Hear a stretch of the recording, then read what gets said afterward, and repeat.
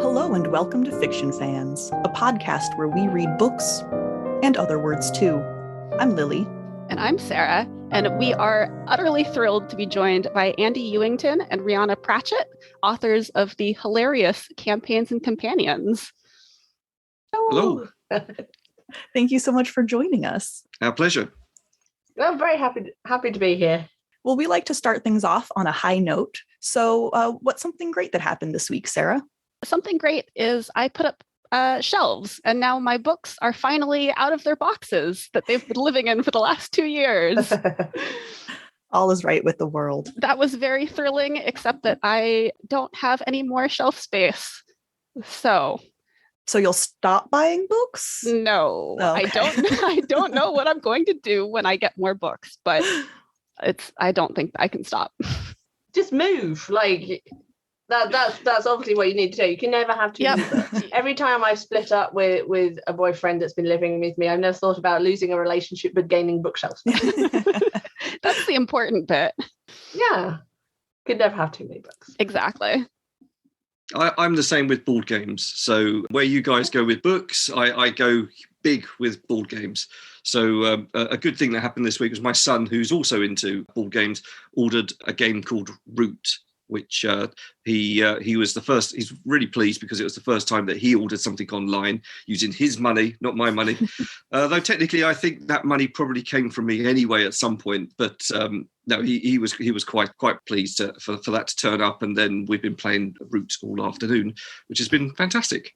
That's wonderful. My shelf space is a crowd between my books and my husband's board games. So it's the eternal battle. Come on, board games, you can win. No, books. It's got to be books. But there's the happy medium of fighting fantasy books, of course. As I know. Yeah, of course you do. Which sort of straddles both quite nicely as the peacemaker between the two warring factions. So something very nice that happened to me, I should have brought it up into my study with me, and it's probably just over a week, but it was my birthday on the 30th of December, and a couple of my mates, one of them made or got commissioned Flaps, which is the Canador creature on the cover of Crystal of Storms, the winged dog, who appears in the Fighting Fantasy book that I wrote, and she had him made out of yarn. So he's a knitted Flaps, which I was initially puzzled about. I opened it and there was this creature, and I was like, why is this so familiar to me? And then I screamed, Flaps! And yeah, so I got a Flaps made out of wool, and another dear friend of mine made me a diorama of The Long Dark, which is a survival game I'm really into, and it was like a cabin view looking out the window, and she'd made all the tins of vegetables and dog food, and there was like venison on the stove and boiling water, and everything was perfectly accurate in this beautiful kind of 3D diorama, and that was delightful as well. So I'm going to it's just over a week, but I'm going to use my birthday as a great thing that happened, because it's really nice. I had a few friends round, had a curry, that's always good, had some cake, that's always good. And yeah, I was a bit worried that it was going to be a lockdown birthday again, because it was last year, and I thought that was looming here in the UK, but thankfully it wasn't. So I got to actually see a few people, and yeah, bought some books on witchcraft, which felt I reached that age where I was like, yes, okay, I need to embrace my inner crone and just go for it. Well, happy birthday. Thank you. What's everyone drinking? You haven't answered the question, Lily. Oh, and mine's great too. I started a new campaign a couple days ago, where all of the players are playing Turtle Monks, which means we are the Teenage Mutant Ninja Turtles.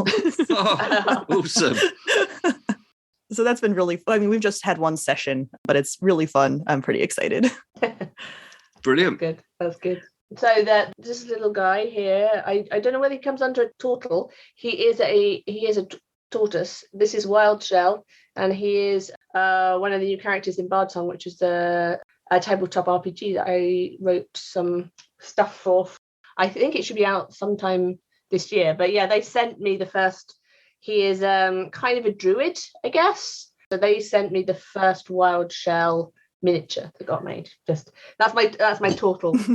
my total kind of input there. That's wonderful. I'm looking forward to Bard Song because I have actually backed that on Kickstarter, so I'm waiting. Thank you. I'm waiting for it to turn up. So it's good to see the things that I'm going to be unwrapping, which is awesome.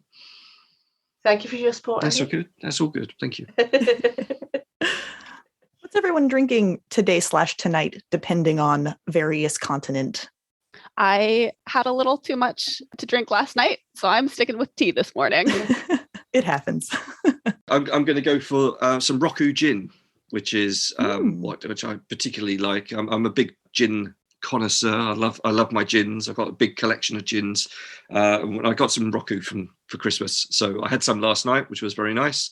And I'm going to have a small tipple this evening. Lovely. Yeah, a lot of mine and Andy's early DMs are about gin.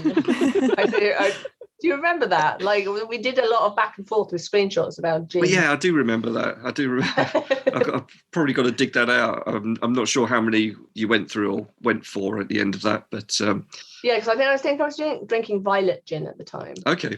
I get very into the colours, so I like things that are like not so usual colours for spirits. So blue, anything the kind of blue never found in nature, that sort of thing.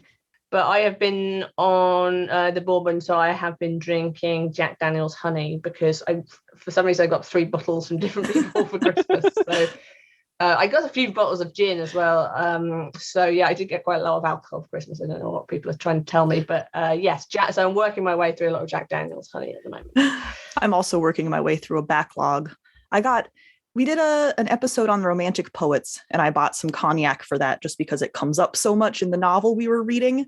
And so now I have Hennessy. That's not my usual thing, but it goes down nice anyway.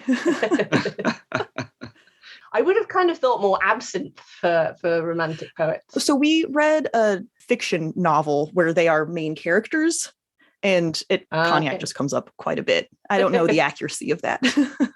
They must have been doing quite well they must be successful romantic poets to be able to afford cognac. Yeah, well, Byron, who will insist he's doing well, regardless of the truth. This is, however, ostensibly a book podcast. So has anyone read anything lately? So I'm actually reading a book called Saint Death's Daughter by C.S.E. Cooney. Oh, we're going to be talking about that on the podcast later on in the year. Great. Yeah. Okay. So yeah, I'm doing that to sort of give quote for the marketing, and yeah, I very occasionally do kind of book blurb. So I'm enjoying that a lot. So yeah, Saint Death's Daughter, C.S.E. Cooney. Fantastic world. It's a big old chunker of a book. I think it's nearly 700 pages. But when Rebellion asked me to do it, they were like, "Do you want a PDF or a book?" But I really wanted the tangibility of a book because I've found over the years, I don't know if you found this, that I used to read a lot when I was younger, and then as I've got older, I've listened to more things on Audible or sometimes Kindle, but I listen to books a lot more.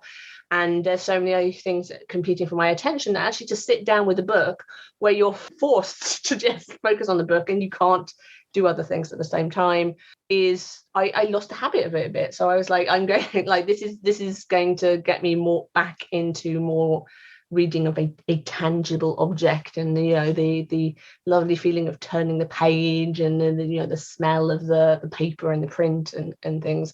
So yeah, I'm sort of currently working through that at the moment, and I got a lot of good books for Christmas as well. Chuck Wendig's Book of Accidents, I'm really looking forward to reading as well. And Cassandra Core's Nothing But Blackened Teeth as well is another one I'm looking forward to diving into. But yeah, that's where I am with books at the moment. It's a great list. I'm reading, well, it's sort of beside my bed really, is Notes from Small Planets by Nate Crowley, which is a sort of a travelogue of sci-fi worlds in a comedic way, and fantasy. So it's there as research, because I'm writing a project at the moment. So most of my time is actually, I'm literally editing to about 1 or 2 o'clock in the morning, and then going to work, and on the commute home, writing, so I don't get a lot of time to read. So really, it's a really good book to literally pick up, read a couple of pages, put it back down again without having to worry too much about plot or anything like that, and remembering if I don't read it for 3 weeks because I've been on a session of writing. So yeah, it's a good fun book to read, and I heartily recommend it if you're into sort of travel, tongue-in-cheek, traveling around the world, different cultures and everything. That sounds excellent. Yeah, I love the sort of shorter form nature of things. Just being able to read it a little bit at a time. I find I can read so much more that way instead of having to dedicate several hours, or you don't have to, but it's a different experience. Yeah.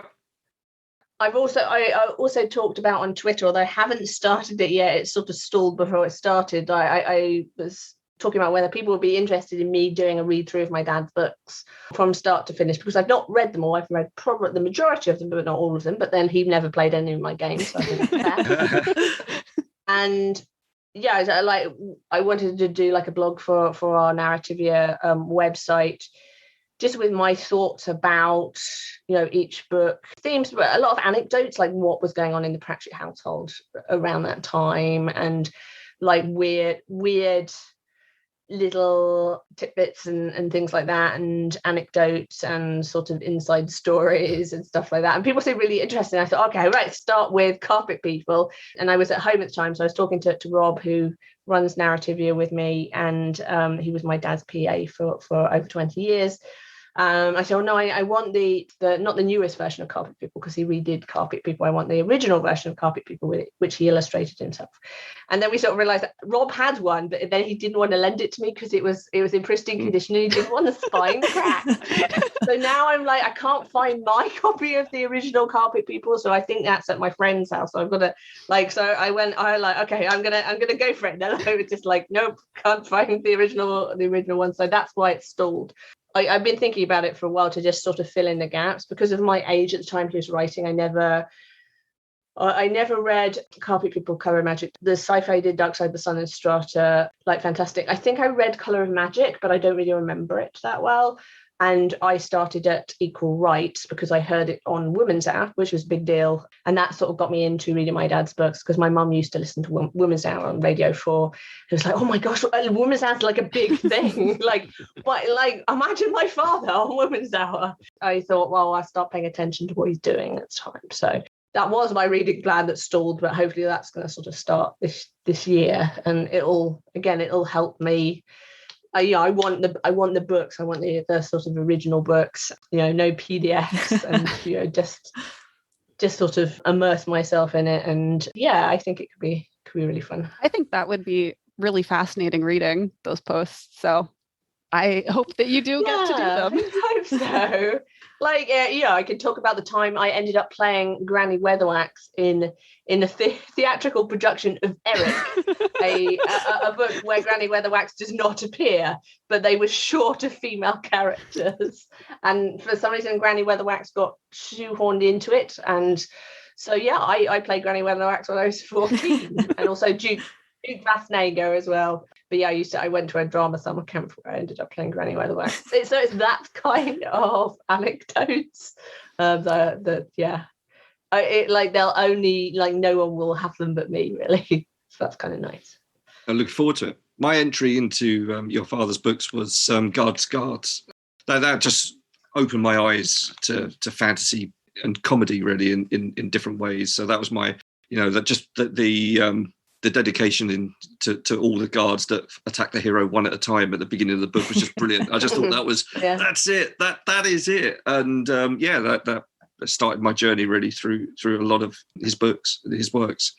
Yeah, I think Guards was an entry point for a lot of people. I think, I don't know whether you were involved in the recent thread on Twitter where someone was looking for advice on where to start, and they always then get a deluge of opinions. And I always say Mort's quite a good place to start, because it was the first book where I think he got into I think it might have been the New York Times bestsellers with Mort, or whether it was the Sunday Times bestseller. It was one of the Times bestsellers list with it. So it was the first time he that was when things started kicking up a few notches, I guess. And I think it's a very it's very, very accessible, and you don't need to have read any of the other books to kind of understand it. So it's a good entry point. If you like that, you can go back and read some of the other books. I mean, I started, as I said, at Equal Rights. But yeah, there's whole charts of like, these are the witches' books. I've got it. I don't know if you can see it there. It's kind of slightly blurry. Yeah, I know. Yeah. I saw it, and I said, I'm keeping that. That was awesome when I saw the thread, and I thought, that's it. I'm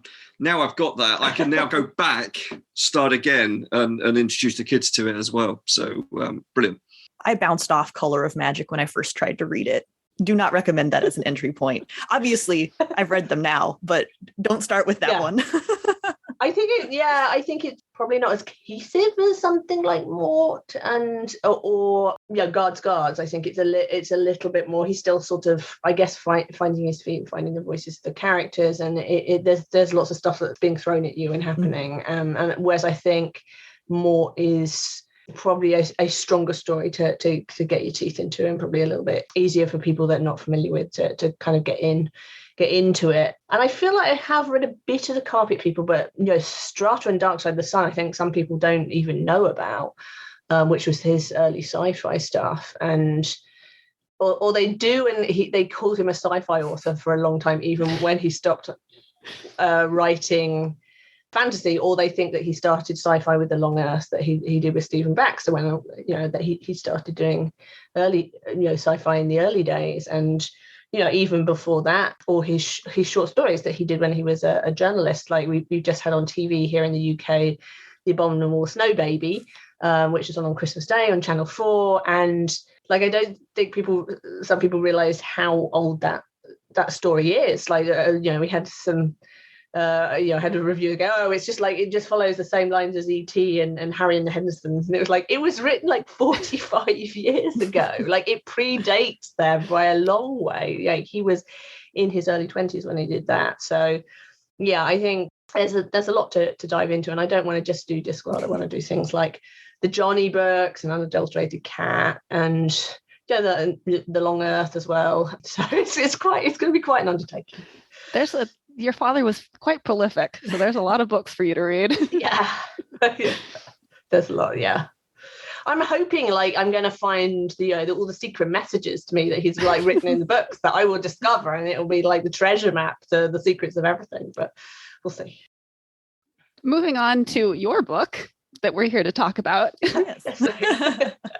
I mean, as much as I love talking about Terry Pratchett, can you tell us a little bit about like how you came up with the idea for the book and how it went from like the initial conception to actually the creation of it, and how did you guys come to collaborate on it? I mean, a lot of it came about from seeing a Twitter meme about a cat that I thought just struck a chord with me, playing Dungeons and Dragons, and I thought that's quite funny.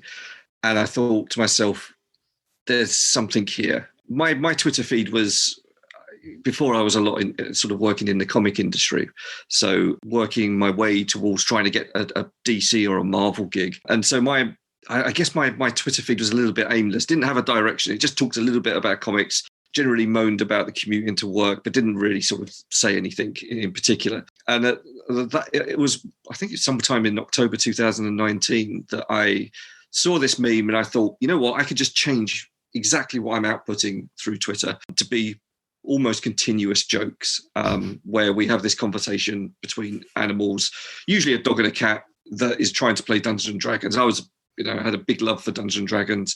I like writing dialogue, and I just thought, let's just make a thread and see what happens.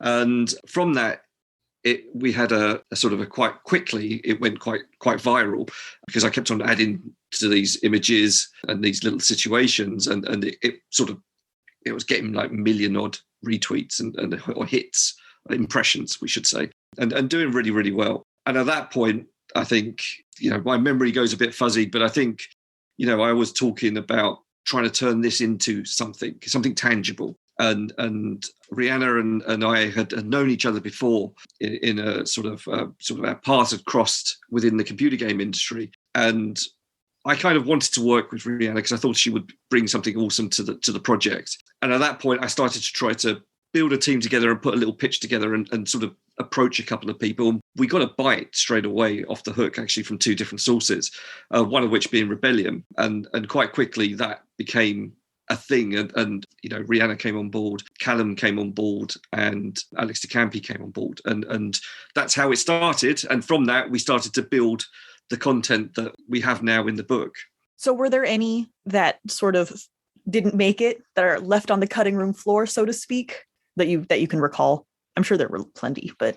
Oh yeah, I think there was a few just for space reasons, I think, more, as much as anything else. So we still got a few that I think, even had some early imagery for it, I think. But Andi is so fast at coming up with jokes. Like, you see his Twitter feed, and it's like he is, he's lightning fast. Like I cannot keep up with the speed that he comes up with. So I try and go the weirder route. So I did a lot of the more unconventional pets and sort of found stuff in there. And that, I think that was a good compliment when you say, Andi, so that like you come up with particularly the cat and dog ones very fast, and I would just find some weird pets to play with. Absolutely. I mean, with the way that we worked, it was quite a nice collaboration, because a lot of the content that I proposed to go into the book had kind of, it was there. It was all, not so I say it was ready, but it was there. And so quite quickly, Rhianna wanted to make sure, because this was like a co-author sort of partnership, that 50% of the book, the ideas would come from Rhianna. So I was more than happy for that, and that meant that new stuff was coming forward that I hadn't even thought about. So rabbit jokes were coming out of left field, and I was like, I should have done rabbits. But that was really cool, because it then meant that I was getting a new perspective on stuff, and it just opened my eyes a little bit more to the content and where we could take it. And I felt that then we could go back to my old jokes and refine them a little bit more, so that people weren't just getting the same joke again, they were getting a slightly different take on it, as opposed to the same things that I'd already done back in October. So certainly from a book perspective, it is a book that has learnt from the Twitter feed and taken the lessons from that and improved. And then obviously Rhianna's just come along and blown it away with some of her left field jokes that I struggle with sometimes. So it sounds like you actually worked fairly separately then, in that you each came up with your own scenarios that turned into pages. Well, we both came up with, like as Andi said, I think he had a lot more of his in place. So it was more sort of me coming up with scenarios. But then we sort of workshopped initially between just the two of us, some the ideas and ways to make them better, and then we sort of branched it out to Alex and to Callum as well, and got their input. Each person we involved made things better and brought new things to the table. I'd say there are still more of Andi's jokes than mine in there, but it's kind of we both collaborated on everything, and so it sort of feels it feels definitely both our babies, because of the and his phenomenal cats and dogs joke, and then my weird stuff blends quite nicely. And I think we both wanted to work together. We say we've known each other for a long time, and we have mutual friends, and it sort of blended together very well, and we weren't crossing paths as much with the jokes, which I was a bit kind of worried we would, because I've got a lot of cats. I was worried I'd just come up with a lot of cat jokes, and Andi was way ahead with cat jokes. So I went back into my past when I had like guinea pigs and things like that, and I'm very pleased with the guinea pig jokes. and spiders and owls and budgies and things like that. So I like, hopefully if we do more of them, we're gonna broaden out the pets as much as possible. Definitely. I think in the way that the collaboration was, that there were times when the joke would come across from Rhi, and it would be like a case of, that's really good, maybe that we'll change this punchline to this or shorten it, or what if actually it's not doing that but doing this, and our WhatsApp, because we would just WhatsApp each other all the time, would just be filled with either ors, and the same coming the other way. So there would be times that I would put my jokes in, and either Alex would make amends or Rhi would make amends that would be sometimes change the joke completely. So where I had was that the jokes was the cat was sitting in the box or in the chest, and I had it that my joke was that the cat was there to ambush whoever was coming out, but the joke had changed to it fits, I sits, or something like that, or whatever the saying is for that, which it was absolutely fine. But to me, that's like, okay, well, that's great. That's a nice spin, because I wouldn't have put that joke in, and that's I still have the other original joke, so it's like, okay, great, that's a new joke that we've got out of it, and I can still deliver the initial joke that I wanted and still slide that in somehow in book 2, which is fantastic. So it's a nice way that I felt that we worked, and we've got, I hope we've got a similar sort of sense of humor. We grew up on similar sort of things on TV and influences. So, mine are very much Blackadder orientated, and which is, I don't know if you know Blackadder. Actually, we have seen that one. There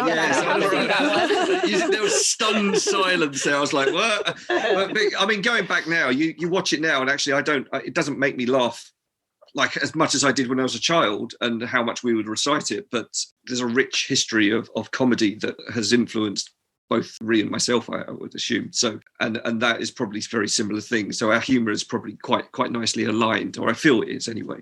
And Red Dwarf as well. Yes. I mean, like I went back and watched the entire series of Red Dwarf from start to finish, and you kind of forget the time that how remarkable it was for a sci-fi to come up with a half the cast not being white, like unprecedented at the time, and it's so well. I mean, inclusive in its core cast. And it took on every single sci-fi idea you can think of. Like, there's so many things where I watch like sci-fi shows and I think, I remember when Red Dwarf did a spin on that, or like a little skit or something like that.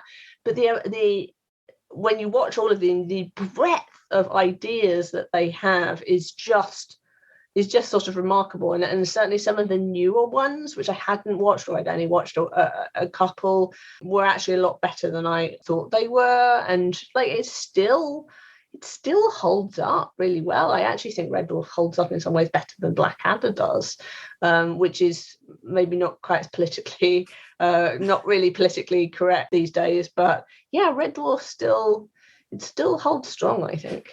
I've only read the first book, but they do have a cat, the man cat, yes, they don't do have a cat. You've never watched Red Dwarf? No, I read it though.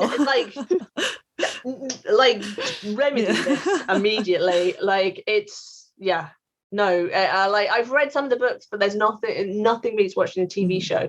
I'm genuinely excited for you that you can now go and find Red Dwarf and watch.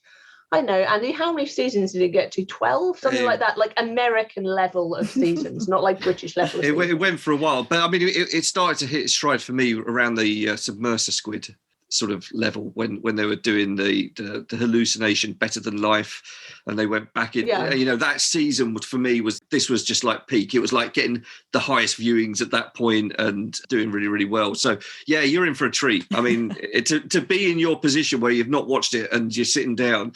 I can only ever relive those moments with my kids, actually, when you're sort of like saying, right, we're gonna, my son's 13 going on 18, so we'll sit and watch something Alien or Predator or something like that. It's like, this is the Arnie version, you're gonna love this, and just seeing his reaction for the first time watching something so cool, and I'm kind of living it through him. But so yeah, you're in for a treat. It's available for streaming on Amazon now. We're going to have to wrap this up early then so I can go do that. Sorry, our time's up. So you've spoken a little bit about your collaboration process with each other, but one of the really wonderfully charming things about this book are the illustrations. And I was wondering what that process was like with Callum Watt, the illustrator. Did you give him notes, or did he just get the jokes and then sort of run with it? Like, what was that like? Well, so from my...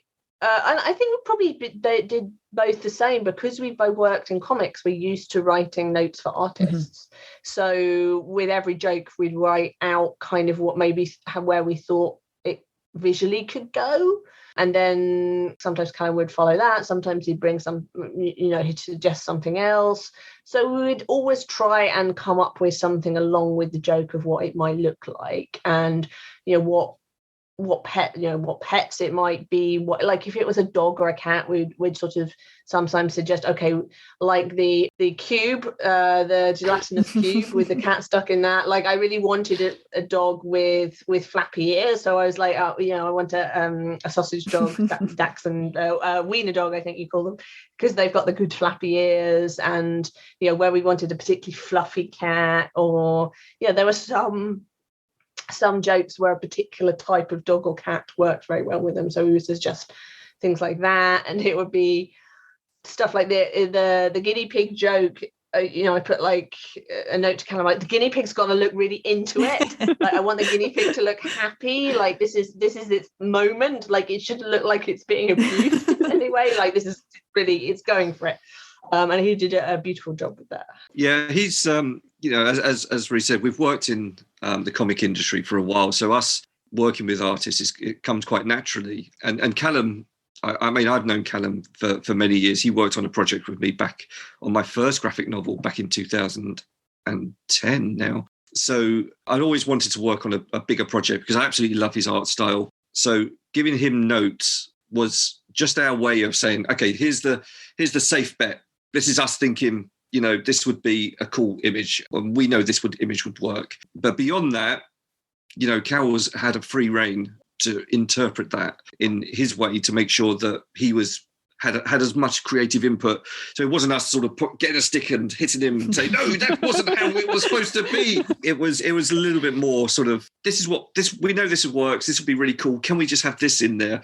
But how that sort of comes about, and if you can come up with other suggestions and you think, no, do this because this works better, then he would, what he generally would do would be about 2 or 3 thumbnail sketches for us.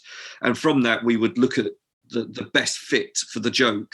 I remember we had a big contact sheet of like, lots of little illustrations of every single joke. And we just literally went, that one. I like number 3 of this one, number 2 of this one, a bit of this and a bit of that. So he gave us plenty of options, and his artwork is absolutely beautiful. And he was absolutely amazing on the project. And I know he poured way more into that than he ever got paid for it. But that's just testament to him really, because he wanted to put so much into it and make it a beautiful piece. I remember, I think the only time that we were insistent on something was Alex, actually. I think she wanted that centre spread of the poker dogs centre spread playing a sort of a D&D type game. So she was sort of like, I want this. This is going to be the piece. Oh, and the cat on the dragon. That was another piece that was sort of, we must have that. But beyond that, I mean, he had a real sort of free rein, so to speak, to create in his own space and feel like he owns part of it, and not that it was something that we pushed and prodded and sort of used him as an extension of our ideas just to formulate something nice. Mm-hmm. They absolutely work. I mean, it makes it really fun to read and see the images go along with the jokes. I actually read this book after a miserable day at work, and it completely turned my day around.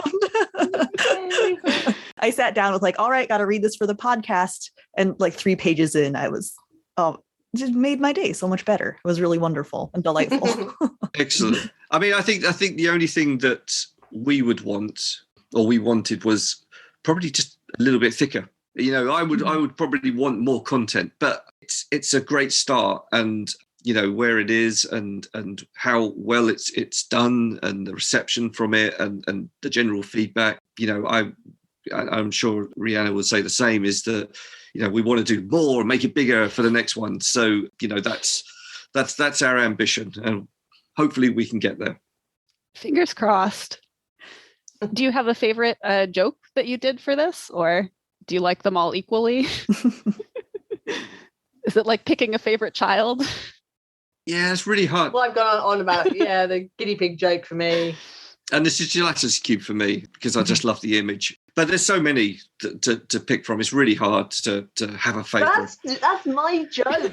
I know. Choose one of your own jokes. What's your favourite of your one? I mean, I guess we kind of like co-own all the jokes, but they are like they get sparked from somewhere. It's a difficult one. I've seen it so many times. It's like watching. You had it put on a mug. Yeah, I did. Yeah, yeah. I really like that gelatinous cube one because I love gelatinous cubes. And it's a really nice colour. Yeah. Every time I see it, I went, "Oh, that's a lovely looking gelatinous cube." I really want that to be a resin figure. I think that would be an awesome that's great. figure with the cat half coming out of it and then the dog bouncing on top somehow.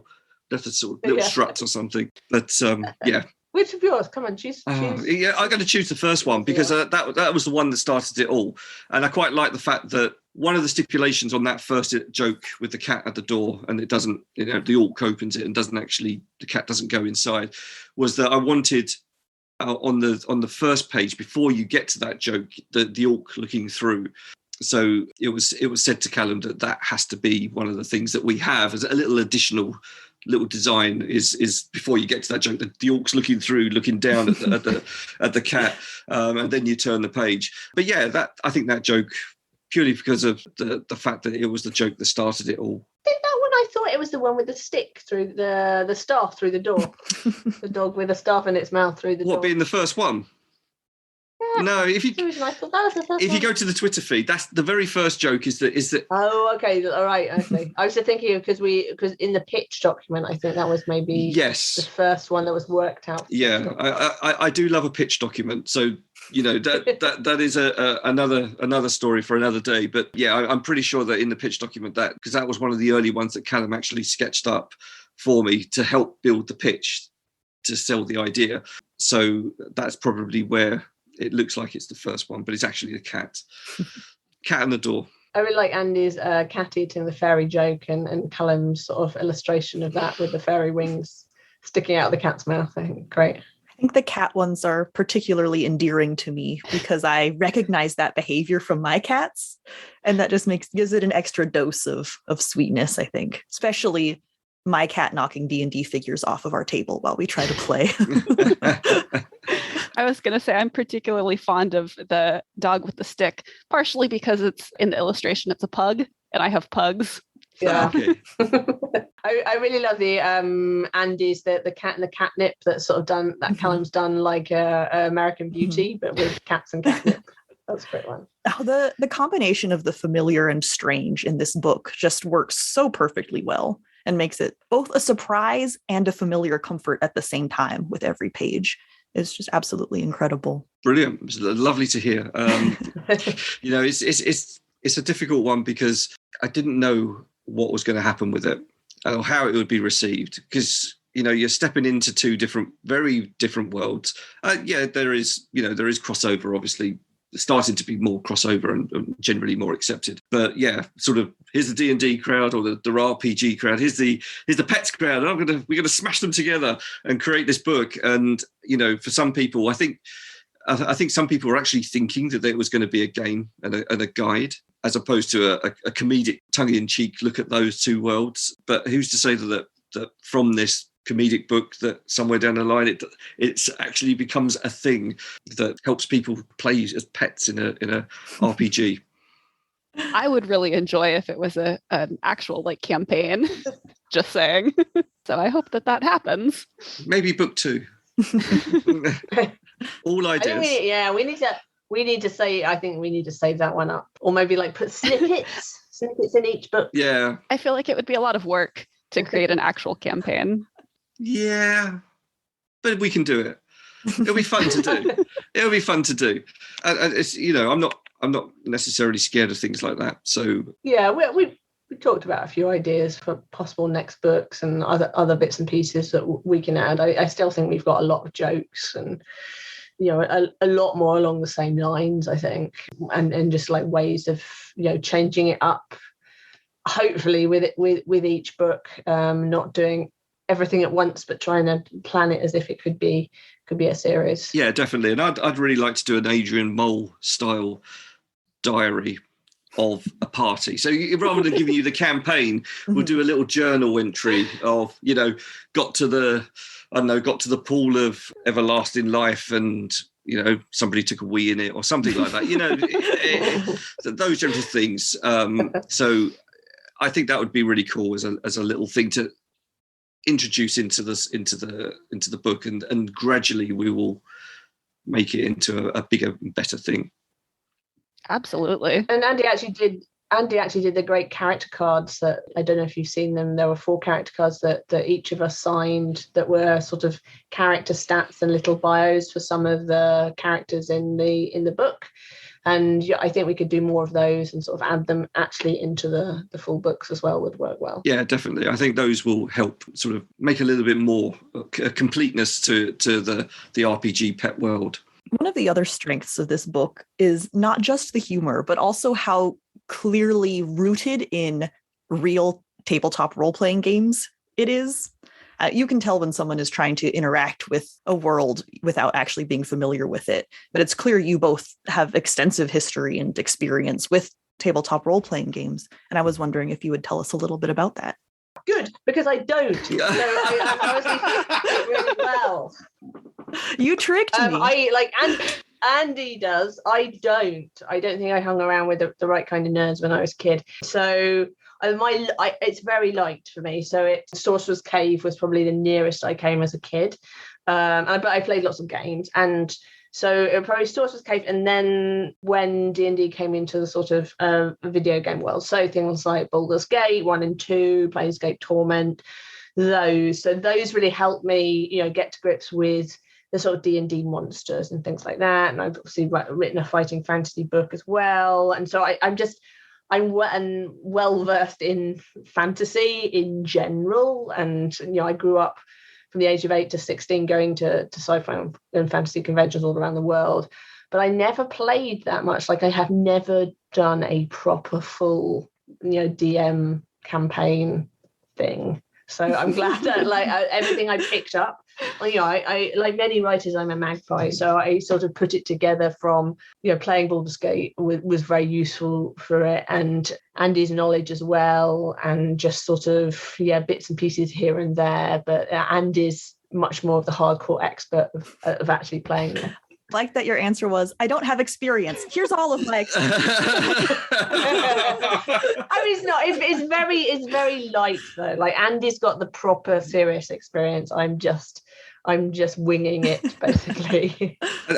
I think my experience was really serious when I was growing up. I've played less D&D these days purely because life gets in the way, work, kids. Not that they're distractions, but you need a lot of time to do stuff like that. And I have played Dungeons & Dragons. I have DM'd for my son, but he hasn't embraced it in a way that I would say that made me think, oh, he's really into it. He loves the board game side of things. So, we'll maybe get the D&D board game and play that, because that gives him, or Gloomhaven, which is a really good example, which has got a lot of narrative in it, saves me having to think about the narrative, because the narrative's all written out and all the adventures are, and we can just sort of have that sort of together be heroes, as opposed to one of us being the DM or one of us being the hero. A lot of my childhood was reading fighting fantasy books. It was reading a lot of the TSR books, the Choose Your Adventure books that came out at the same time as D&D, just before fighting fantasy, actually. And then from that, I sort of transitioned into basic Dungeons and Dragons, moved on into MERP, Middle-earth role-playing, and then stayed there. And I absolutely loved MERP because I loved the Tolkien universe. And in fact, I loved the critical system. So they use, this is getting very stat boring now, but a little bit of geeky. But, the critical tables in D&D, when you roll a dice and you hit somebody, you kind of do 12 damage, and that's generally it. Where in MERP, Middle-earth roleplay, you roll the dice. If you get through their armor, and you can still do damage, like 12 damage and nothing. But then you start to get into the A, B, C, D, E criticals, and you roll against a big table that has lots of little mini descriptions. And depending on whether you get an A critical, which is the rubbish, or an E critical, which is fantastic, you get an E critical, you get a bonus of like 20 added to your roll. And you get to read down the bottom of the actual little chart descriptions, and it says your arrow went through the victim's eye, your target's eye, brain turned to mush, try a spatula. And it's just like, oh, that's brilliant, I love that. So you give that, that then description is given by the DM, and you just go, this is brilliant, and you riff off of that, and you can actually visualize that a lot better than, say, somebody going, your mace does 6 damage. Okay, somebody else have a go. So I a lot of my time was spent playing MERP, and understanding Tolkien lore and everything. And then I met girls, and it kind of distracted me away from Dungeons and Dragons and role-playing games and stuff. I started to go out a little bit more, started having girlfriends. They weren't into Dungeons and Dragons. So it was a real sort of time that I started to leave it behind. And then you have children, and then you think, I want to play games again. And that sort of introduced all the board games that I have got way too many that my wife hates me now. And, you get to go back and sort of introduce them to Fighting Fantasy and all the Dungeons and Dragons stuff and all the board games. And you get to be a kid again. And it's great. And all of that sort of experiences and all of that has been sort of invaluable in creating campaigns and companions and drawing upon all of those experiences. So yeah, it's been great. That's my, in a nutshell, very small sort of journey from reading Fighting Fantasy books and things to where I am now. See, this is why I say I'm not very experienced, because there you have the explanation of someone who's very experienced. But yeah, I've never. Yeah, I have some friends lining up to like take me through it. So I certainly have some options, but I sort of like the fact I picked it up from bits and pieces from various sources. But now I feel like pressure as a writer that I have to be like super imaginative and coming up with new and wild things. And it's like that. I feel like the weight of expectations. I don't know. I'm still not sure. I will make the jump. I think DMing is almost like writing a book. The amount that you have to put into that and research and thinking about your adventure and how all the characters are going to react and the different sort of scenarios. There's a lot of weight to go into that and a lot of effort. So I'm personally not ready to go back into doing DMing. I'm quite happy to do a simple module that I can read or something. Maybe when I finish writing my next book, I might go back and actually write a proper adventure, because I think I kind of want to do that, but just not yet, because I've got too many other things to concentrate on at the moment. It is a time sink. Scheduling is the hardest part of role-playing. The other main factor of this book is, of course, all of the delightful pets. So I was wondering if you would tell us a little bit about the pets in your life. So behind me you can see two cats. That is the lovely Pinky and Perky, who were an inspiration for that book, and also sadly not with me anymore, but they're mentioned in my dedication at the front. So my family have always had cats. I love dogs. I just have cats. I think it's the wrong way around for writers. I think writers really need dogs, but they have cats because like they like the independence of cats, but really they need dogs to get them out of the house. So I have cats. I grew up with tortoises, guinea pigs, fish, goats, ducks, chickens, bees, lots of pets, and sort of, I guess, working animals. I grew up my childhood was a bit like, I don't know if you've heard of a 70s British TV show called The Good Life, about a couple that sort of leave the sort of 70s, 80s rat race and become self-sufficient. And that was like my home life, right? We did have goats in the front garden and chickens and ducks in the back. And Dad grew most of our own vegetables, and we had beehives and things like that. So I grew up with a lot of animals, and I've always had cats for a long time. And guinea pigs, and that's how I know that guinea pigs are basically 90% poo, which is, I mean, many pets are like, the poo is all part of pet keeping. But yeah, it's mostly cats for me. I have 3 cats now. They're Cosmos, Sam, and Tally, and they are I'm 3, 4, and 10. So I'm listing them like they're children, but they're kind of, they are my furry children. And I've just adopted Tally from some friends, and she's a 10-year-old Russian blue, and she's a real diva, and she's bossing the boys about. And there's a lot of cat drama and tension and things happening, and a lot of fighting for the attention of humans, and stalking each other around the house and jumping out at each other and things like that. So that's, I get a lot of cat influence like all the time.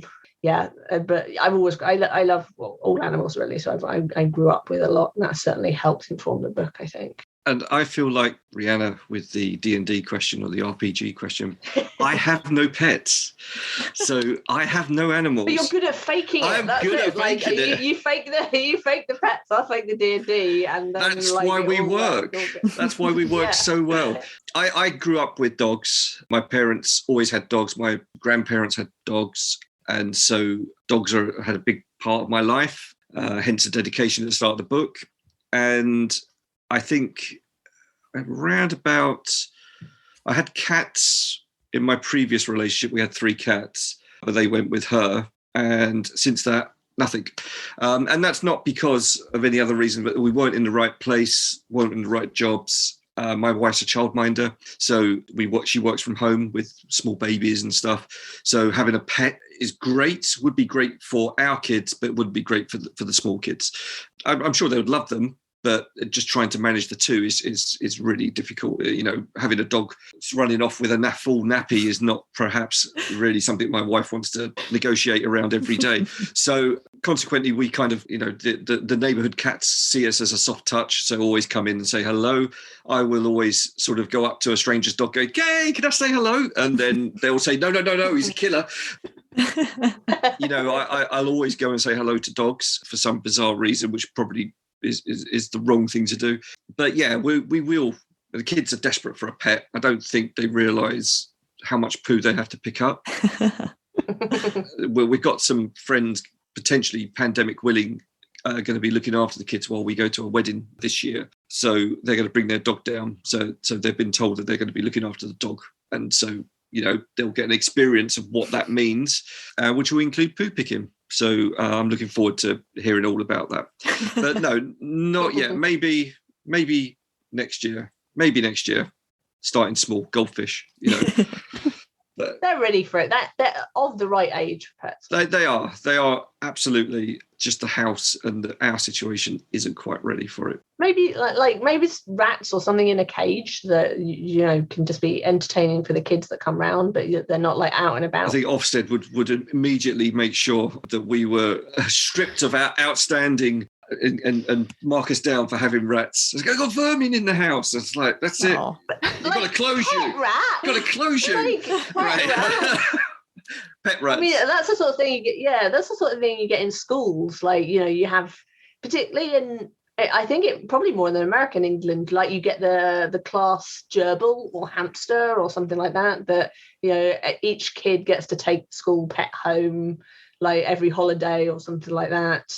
Could be, yeah, hamster. Like gerbil, something like that. I quite like a gecko or something. You know, some sort of iguana or something. That would be quite cool. They can be affectionate, if a little bit rough, but yeah, I quite like that. Or a parrot. Now you're thinking about it, I quite like a parrot. Yeah, but they're very noisy. They're very noisy. They've got a bit of attitude as well, and plus they can always swear at the kids. Do your bloody homework. Yeah, exactly. Educational. Yeah. Well, is there anything else we'd like to talk about for campaigns and companions before we move on to our sort of wrap-up questions? I think we've probably covered most things. What do you think, Andi? Yeah, I think so. You know, I think it's been a wonderful experience. Rebellion have been awesome. Alex de Campi, I must mention again, Alex, she's done a sterling job being the editor on it. And yeah, we're really pleased with the end result. And, you know, the big takeaway is we want to do more, and we know we can do more. So hopefully, fingers crossed, we'll get to do more. Absolutely. I would love a second book, so I hope it comes about. Chop. Us too. So if you're not working on a second book, can you tell us a little bit about your current projects? So I am deep in NDAville at the moment. So I have a lot of things going on that are sort of film and TV, in comics, in games, of course. So Campaigns and Companions was my last project out. And before that, the year before, so 2020, I'm still getting used to it being 2022, 2020, Crystal Storms, which is a fighting fantasy book. And I was the first woman to write one, along with the first female artist, which was really great. And also Lost Words Beyond the Page, which is a lovely indie game that came out on various platforms and also in 2020 as well. And apart from that, I have a little story coming out with Women of Marvel, which is a collection of female comic book writers writing about female characters from the Marvel universe. And I'm writing a Silver Sable and Shana the She-Devil story. And it's a sort of little kind of environmental ecological story, and there may be some orangutans in there as well. And yeah, that was a lot of fun to do. It's only a short story, but I wasn't that well versed on Marvel beforehand, but I'm trained as a journalist, so I'm very good at getting up to speed very fast. But that was a really fun one to do. And Shauna is one of the sort of lesser known characters. Silver Sable, not quite as much. I think there's sort of, she's very well loved, but Shauna is a little bit old, a little bit more retro, I guess, in some ways. So it's really fun to combine the two, because they have quite differing positions on certain things, which is always fun to write about. Well, that sounds fantastic. I can't wait to read it. You said that comes out this year? Yeah. Or Yes, yeah, it comes out this year. I'm not sure of the date, but it has been flagged up by Women of Marvel, so it is out there. So I think it's only in the probably spring, summer, I think. But if you Google it, you should be able to. The information is definitely out there. That's one I can talk about. So yeah, it's always nice having something you can talk about, because as Andi knows, you're under NDA for many years for things in the games industry. Mm-hmm. We'll definitely have to keep an eye out for that and read it when it comes out. Yeah, thank you. Very busy. She's very busy. From my perspective, I work in the computer game industry full time. So a lot of my time is spent working on projects for my company that I work for. So, and they're all under NDA. Any spare time I have, I'm pouring into a novel that I'm writing and have been writing for the past year, which is hopefully I'm looking for a home for. So it's called The Hero Interviews. You got an exclusive. It's called The Hero Interviews. And it's basically 45 sort of transcript interviews between sort of what I've called a lore master, who is in effect a journalist, going around interviewing wizards and barbarians, and sort of we're twisting into the world of D&D and really sort of trying to turn it upside down. And so there's lots of jokes, lots of footnotes, lots of humor. It's about 160,000 words, and I'm still editing it. I'm hoping to find a home from it. That's my next thing to do after I've edited it. So all my time is really spent going through that and making it as best it can be. Well, sounds like a lot of fun. Yeah. And then finally, before we give you your evening back, can you tell us a little bit about where you can be found on the internet for our listeners? I am always on Twitter at Andi, Andi Ewington, and I will always be sort of putting cat and dog jokes up there, usually on a daily basis. So feel free to give me a follow.